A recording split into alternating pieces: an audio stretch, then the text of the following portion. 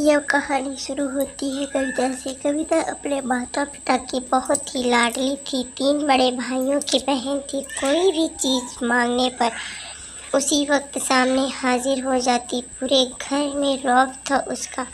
परिवार और नौकरों पर राजकुमारी की तरह हुक्म चलाती थी। स्कूल में भी पूरा रौब था उसका। बड़े घर की लाडली जो थी वह। ऐसे ही उसने कॉलेज में दाखिला लिया।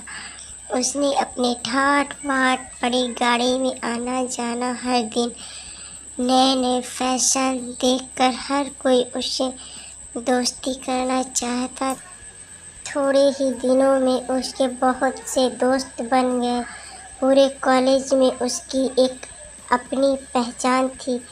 इन दिनों उसके घर एक रिश्ता आया। खानदानी लोग थे और पापा की पुरानी जान पहचान थी उनके साथ।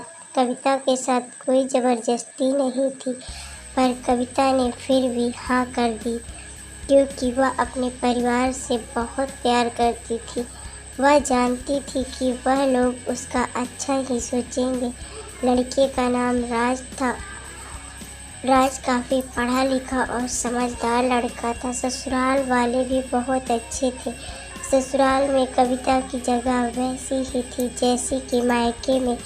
कोई भी कार्य कविता की सलाह के बिना नहीं होता। सबकी लाडली बहू बन गई थी। फिर उसके घर एक बेटे का जन्म हुआ। कविता राहुल को जान से भी प्यारा था। पोता पाकर ससुराल वाले तो फूले नहीं समाते थे। कविता काफ़ी सोचती कि उसकी किस्मत कितनी अच्छी है। उसका हर अपना कितना प्यार करता है। चाहे जीवन में कैसा भी समय आए, मेरे अपने हमेशा मेरे साथ है। मैं कभी अकेली ना ही हो सकती। इतना खुशकिस्मत हूँ, पर शायद कविता की खुशियों को उसकी ही अपनी ही नज़र लग गई। एक दिन वह मायके जाने की जिद कर बैठी। राज को बहुत काम था, लेकिन फिर भी वह उसे ले गया। रास्ते में उसकी गाड़ी अन्य गाड़ी से टकरा गई। कविता, राज और राहुल बहुत बुरी तरह से जख्मी हो गए। काफ़ी दिनों के इलाज के बाद राहुल और राज तो ठीक हो गए, लेकिन कविता पूरी तरह ठीक न हो सकी। सर पर चोट लगने के कारण वह अपनी आंखों की रोशनी खो बैठी। अब कविता की किस्मत उल्टे पांव चलने लगी। मायके वाले कुछ दिनों तक उससे मिलने आते थे, फिर कभी कभार फ़ोन ही करके पूछ लेते कि अब वह कैसी है। धीरे धीरे ये सिलसिला भी कम हो गया। ससुराल वालों की सहानुभूति भी कम होने लगी। घर में किसी के पास बैठने को कहती तो जवाब मिलता, काम बहुत है और अब तुम हाथ भी नहीं बटा सकती हो। राज भी चिड़चिड़ा हो गया था।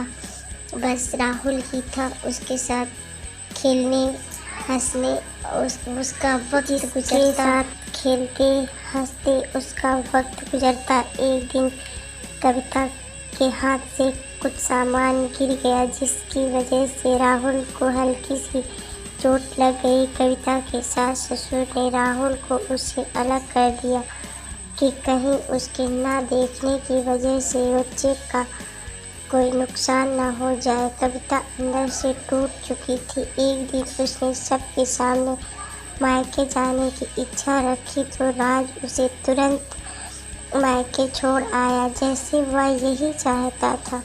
लेकिन राहुल को उसने साथ नहीं भेजा गया।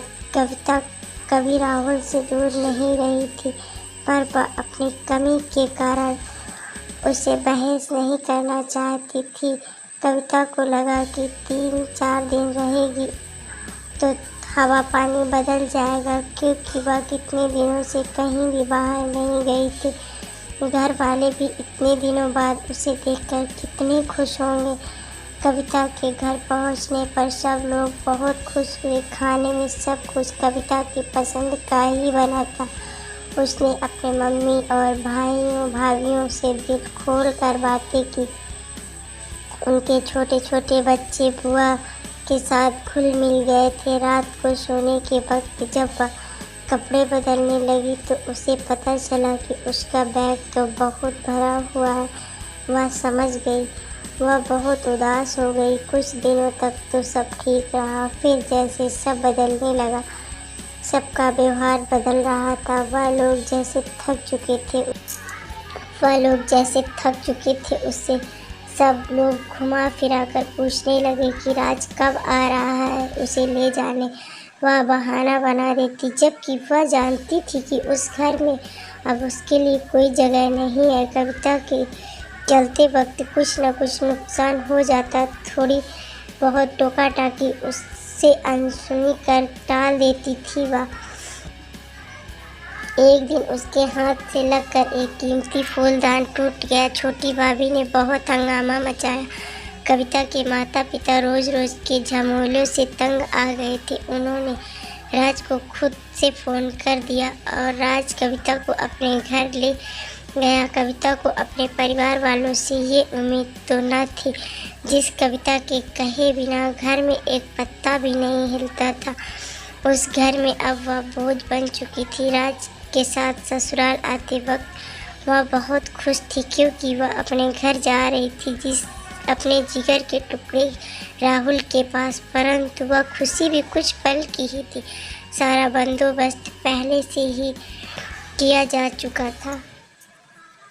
कविता को सीधे ऊपर वाले कमरे में पहुंचा दिया गया। राहुल से दूर रहने की सख्त चेतावनी दे दी गई और काम वाली बाई लता को उसकी जिम्मेदारी सौंप दी गई, जो उसके खाने पहनने जैसी ज़रूरतों पर ध्यान रखती। कविता ज़्यादातर चुप ही रहती, कभी कभी काम वाली लता से थोड़ा बतिया लेती। उसके जरिए राहुल का पता लग जाता। सबकी लाडली बेटी बहू सबके लिए लाडली से बोझ बन चुकी थी। दोस्तों, आपको हमारी यह इमोशनल स्टोरी कैसी लगी? अच्छी लगी हो तो कमेंट करके ज़रूर बताइए और हमारे चैनल को सब्सक्राइब ज़रूर करिए।